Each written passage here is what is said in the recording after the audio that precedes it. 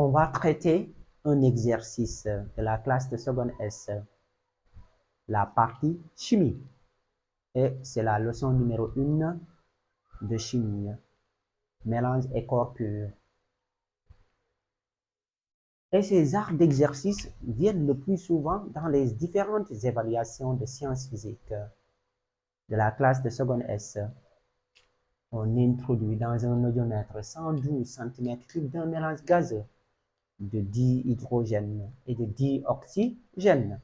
Après passage de l'étincelle électrique, il reste un gaz de volume 22 cm3 qui crée une petite détonation à l'approche d'une flamme. Quelle est la nature de ce gaz résiduel? Ensuite, détermine le volume de dioxygène initial et le volume de dihydrogène initial dans le mélange initial. Et ensuite, détermine la masse d'eau correspondante, sachant que la masse volumique de dioxygène est égale à 1,3 g/litre moins 1. La première question, donc, on nous demande quelle est la nature de ce gaz.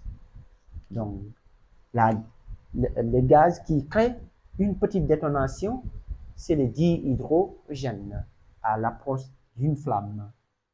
Ce gaz est le dihydrogène.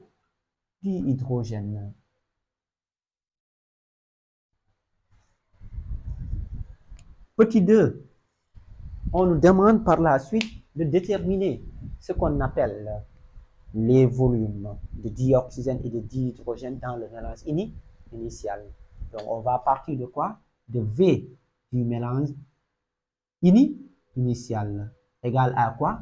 V de dihydrogène initial plus V de O2 initial. Il y a aussi le volume du mélange qui a disparu. Et n'oubliez pas, puisqu'on connaît le volume résiduel, donc on en conclut que le volume de dioxygène initial va aussi disparaître à la fin de la réaction.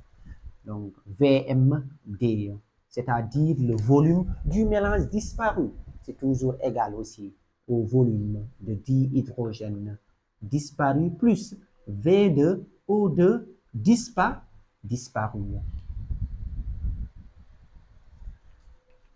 Or, quand l'eau se forme, les volumes de dihydrogène et de dioxygène vont disparaître par des proportions. Donc, ils seront liés par une relation. Donc, lors de la